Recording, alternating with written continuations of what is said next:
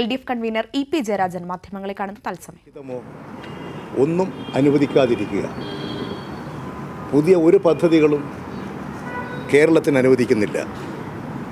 കേന്ദ്ര ഗവൺമെൻറ്റിൻ്റെ കേരളത്തിലുള്ള സ്ഥാപനങ്ങൾ വിറ്റു തുലക്കുകയാണ്.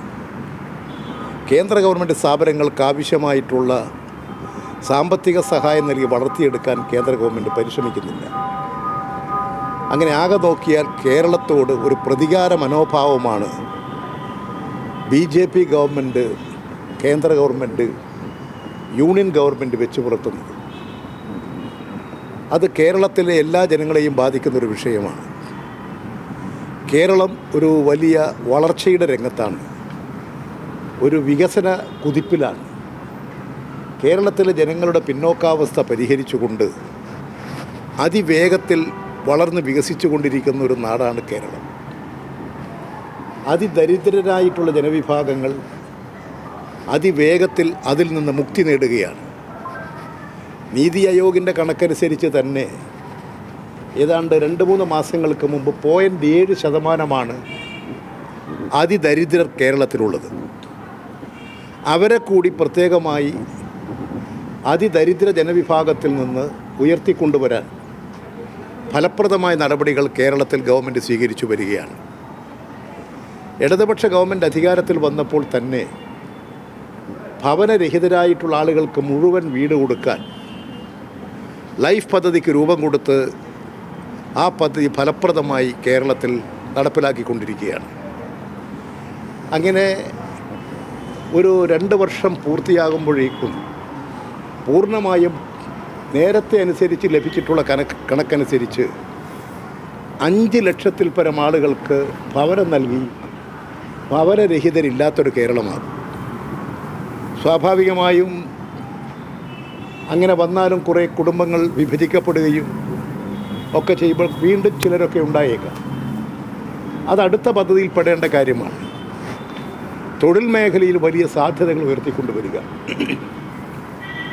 ആരോഗ്യരംഗം മെച്ചപ്പെടുത്തുക, വില നിലവാരം പിടിച്ചു നിർത്താനുള്ള നടപടികൾ സ്വീകരിക്കുക, കാർഷിക മേഖലയെ അഭിവൃദ്ധിപ്പെടുത്തുക, കേരളത്തിലെ ജനങ്ങൾക്കിടയിൽ സാഹോദര്യം, ഐക്യവും വളർത്തിയെടുക്കുക, സാമൂഹ്യക്ഷേമ പെൻഷൻ ഉൾപ്പെടെയുള്ള വിവിധ പെൻഷനുകളെല്ലാം ഫലപ്രദമായി നടപ്പിലാക്കുക.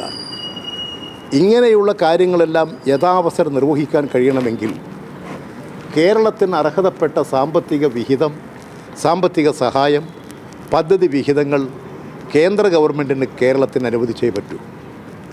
ഇതിനോട് തികച്ചും നിഷേധാത്മകമായ സമീപനമാണ് സ്വീകരിക്കുന്നത്. GST നടപ്പിലാക്കിയതോടുകൂടി എല്ലാ നികുതി വരുമാനങ്ങളും കേന്ദ്രം കൈയടക്കുകയാണ്. നേരത്തെ ഞാൻ പറഞ്ഞിട്ടുള്ളതുപോലെ കേരളത്തിൽ നിന്ന് 1 രൂപ നികുതി പിരിക്കുമ്പോൾ ആ നികുതിയിൽ കേരളത്തിന് ലഭിക്കുന്ന വിഹിതം 25 പൈസയാണ്.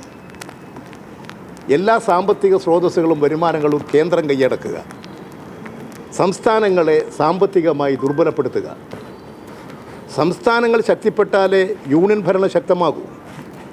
അതുകൊണ്ട് ഒരു ഫെഡറൽ സംവിധാനം ശക്തിപ്പെടണമെങ്കിൽ സംസ്ഥാനങ്ങൾ ശക്തിപ്പെടണം, അതിനനുസരിച്ച് കേന്ദ്രവും ശക്തമാകും. ഈ ഫെഡറൽ തത്വങ്ങളുടെ ലംഘനമാണ് ഇപ്പോൾ നടന്നുകൊണ്ടിരിക്കുന്നത്. അതുകൊണ്ടാണ് കേരളത്തിന് അർഹതപ്പെട്ട സാമ്പത്തിക സഹായം, വിഹിതം, പദ്ധതി വിഹിതം, പുതിയ പദ്ധതികൾ ഇവ നിഷേധിക്കുന്ന കേന്ദ്ര ഗവൺമെൻറ്റിനെതിരായി ഒട്ടനവധി നിവേദനങ്ങൾ നടത്തി. മന്ത്രിമാർ ഡൽഹിയിൽ ചെന്ന് നിവേദനം കൊടുത്ത് ചർച്ച ചെയ്തു, പ്ലാനിംഗ് കമ്മീഷനുമായിട്ട് ചർച്ച ചെയ്തു. പക്ഷേ കേരളത്തിൻ്റെ പദ്ധതി വിഹിതങ്ങൾ അനുവദിക്കാനോ സഹായങ്ങൾ തരാനോ ഉള്ള ഒരു നടപടിയും കേന്ദ്ര ഗവൺമെൻറ് സ്വീകരിക്കുന്നില്ല. തികച്ചും കേന്ദ്രമന്ത്രിമാർ ഇവിടെ വന്ന്, പ്രത്യേകിച്ച് ധനമന്ത്രി തന്നെ നിർമ്മലാ സീതാരാമൻ തന്നെ ഇവിടെ വന്ന് നിഷേധാത്മകമായ നിലപാടാണ് സ്വീകരിക്കുന്നത്. അത്തരമൊരു നിലപാടിൽ പ്രതിഷേധിച്ചുകൊണ്ട് കേരളത്തിന് അർഹതപ്പെട്ട സാമ്പത്തിക പദ്ധതികളുടെ വിഹിതവും സാമ്പത്തിക സഹായവും നികുതി വിഹിതവും ലഭ്യമാക്കണം എന്നാവശ്യപ്പെട്ടുകൊണ്ട് നിവേദനങ്ങളും അതുപോലെയുള്ള ചർച്ചകളുമെല്ലാം പരാജയപ്പെട്ടു. ആനുകൂല്യങ്ങൾ ലഭ്യമാകുന്നില്ല എന്ന് വന്നപ്പോഴാണ് മുഖ്യമന്ത്രിയും മന്ത്രിമാരും MLA-മാരും MP-മാരും ഡൽഹിയിൽ പോയി സമരം നടത്താൻ തീരുമാനിച്ചത്. അതനുസരിച്ച് ഇന്നലെ രാവിലെ 10:45 മണിക്ക് കേരള ഹൗസിൻ്റെ മുമ്പിൽ എല്ലാവരും സമ്മേളിച്ചു. അവിടുന്ന് മുഖ്യമന്ത്രിയുടെ നേതൃത്വത്തിൽ തന്നെ ജാഥ. ആ ജാഥയിൽ പങ്കാളികളാകാൻ ഡൽഹി പരിസര പ്രദേശങ്ങളിലുള്ള ധാരാളം ജനങ്ങൾ, സർക്കാർ ജീവനക്കാർ, യുവാക്കൾ, വിദ്യാർത്ഥികൾ, കേരളത്തിൽ നിന്നൊക്കെ പോയി പഠിക്കുന്ന ധാരാളം അവിടുത്തെ സർവകലാശാലകളിലൊക്കെ പഠിച്ചുകൊണ്ടിരിക്കുന്ന വിദ്യാർത്ഥികൾ എല്ലാം ഇത് കാണാനും അഭിവാദ്യം ചെയ്യാനുമായിട്ട് അവിടെ എത്തിച്ചേർത്തിരുന്നു. അവിടെ നിന്ന് മുഖ്യമന്ത്രിയോടൊപ്പം തന്നെ CPMൻ്റെ ജനറൽ സെക്രട്ടറി സീതാറാം യെച്ചൂരി, CPIയുടെ ജനറൽ സെക്രട്ടറി D രാജ തുടങ്ങിയിട്ടുള്ള നേതാക്കളും അതിൽ പങ്കാളികളായി. അവർ ജന്തർ മന്ദിറിലെത്തി അവിടെ സമരം ശക്തമായിട്ടുള്ള ഒരു ബഹുജന മുന്നേറ്റം സംഘടിപ്പിച്ചു. ആ പരിപാടിയിൽ ഇന്ത്യയിലെ ഏറ്റവും ഉന്നതനായ രാഷ്ട്രീയ നേതാവ് ഡോക്ടർ ഫറൂഖ് അബ്ദുള്ള, കാശ്മീരിൻ്റെ മുൻ മുഖ്യമന്ത്രിയായിരുന്നു, ഇന്ത്യൻ രാഷ്ട്രീയ രംഗത്തെ ഏറ്റവും വലിയ ഇതിഹാസ പുരുഷനാണ് ഡോക്ടർ ഫറൂഖ് അബ്ദുള്ള, ഡൽഹി മുഖ്യമന്ത്രി കേജ്രിവാൾ, പഞ്ചാബ് മുഖ്യമന്ത്രി, അതുപോലെ തന്നെ തമിഴ്നാടിലെ IT മന്ത്രി, തമിഴ്നാടിലെ പാർലമെൻറ്റിലെ ലീഡർ, ഇവരെല്ലാം അവിടെ അഭിവാദ്യം ചെയ്യാൻ വന്നെത്തിയിരുന്നു. ഇതിനു പുറമെയാകട്ടെ ധാരാളം രാഷ്ട്രീയ നേതാക്കൾ പല മേഖലകളിലുമുള്ളവരും ഈ സമരത്തെ അഭിവാദ്യം ചെയ്യാൻ അവിടെ വന്നെത്തിയിരുന്നു. ഇന്ത്യയുടെ ചരിത്രത്തിൽ അതൊരു പുതിയ ഒരു സംഭവമാണ്. 8-ാം തീയതി ഇടതുപക്ഷ ജനാധിപത്യ മുന്നണിയുടെ നേതൃത്വത്തിൽ മന്ത്രിമാരും മുഖ്യമന്ത്രിയും ഡൽഹിയിൽ സമരം നടത്തുന്നു എന്ന് വന്നപ്പോൾ ഒരു ദിവസം മുമ്പെയെങ്കിലും ഞങ്ങൾ സമരം നടത്തണമെന്ന പ്രഖ്യാപനത്തോടു കൂടിയാണ്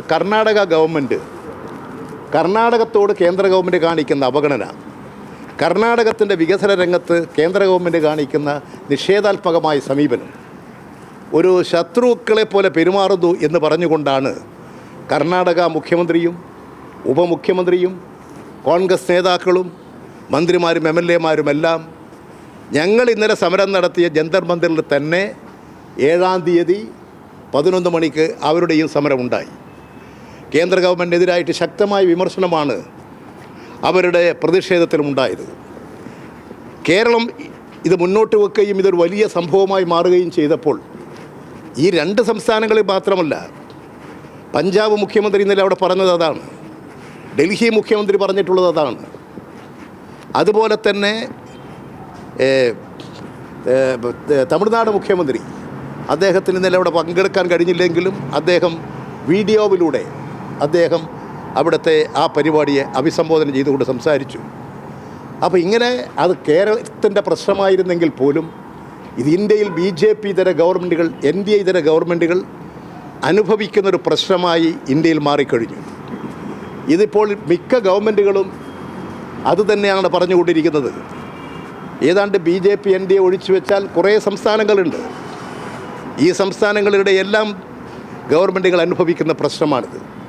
കേന്ദ്ര ഗവൺമെൻറ് കാണിക്കുന്ന ഈ BJP വിരുദ്ധ ഗവൺമെൻറ്റുകളോടുള്ള ഈ പ്രതികാരാത്മകമായ ഈ മനോഭാവം അവർ തുടർന്നു. ആ തുടരൽ അവിടെ കൊണ്ട് അവസാനിക്കില്ല. കാരണം ഇത് BJP ഭരിക്കുന്ന സംസ്ഥാനങ്ങളിലും എല്ലാവരും BJPക്കാരല്ല, മറ്റ് പാർട്ടിക്കാരുണ്ട്, മറ്റ് ജനങ്ങളുണ്ട്, രാഷ്ട്രീയമില്ലാത്ത ജനങ്ങളുണ്ട്, പട്ടിണി പാവങ്ങളുണ്ട്.